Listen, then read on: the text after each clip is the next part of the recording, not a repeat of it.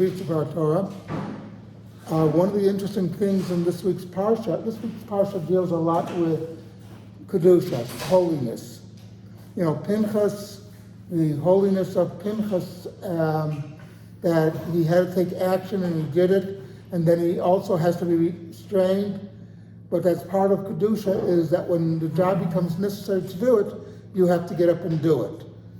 Another aspect of holiness in this week's parsha, the Torah talks about the korbanot, the offerings in the Mishkan or the tabernacle in the wilderness, later in the Beit HaMikdash or the temple.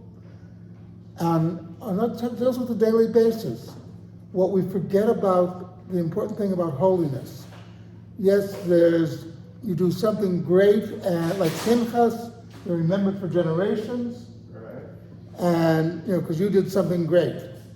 And then there's do holiness on a daily basis. Bring the offerings.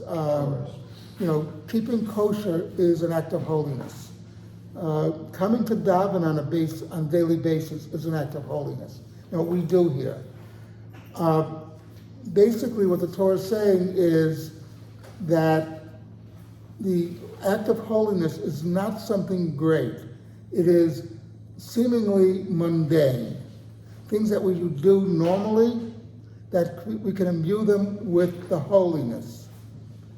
You remember that when we talk about the greatest generation in World War II, the guys who stormed Normandy, these were just your average Joe, who a lot of them got drafted and they found themselves storming the beaches at Normandy and numerous islands in the Pacific.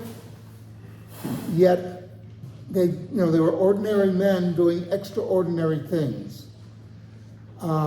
We see this on a daily basis, but it's not just their one act. They were trained, they practiced over and over again. And that's holiness. You have to work at being holy. It doesn't come naturally. So basically the Torah is saying, don't expect big things when you're doing an act of holiness. You're doing an act of holiness because it's the right thing to do. It's what God wants you to do. Something to think about,